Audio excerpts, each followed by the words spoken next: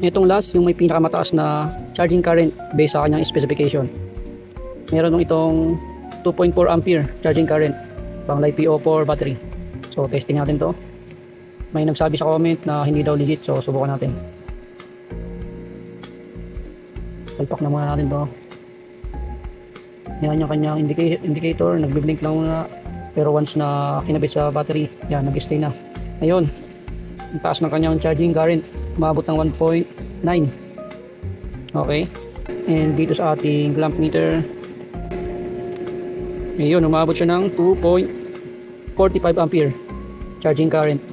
So ibig sabihin legit tong charging module na to.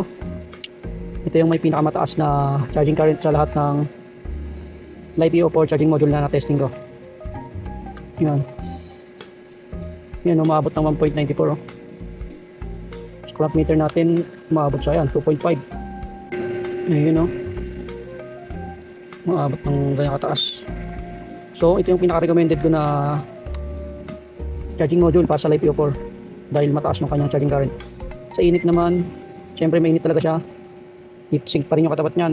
Yun mga idol, ito yung final test natin. Yan yung may pinakamataas na charging current. Wala siyang model no? Pero yan, lagay ko na lang sa comment. Yun lang mga idol. Salamat.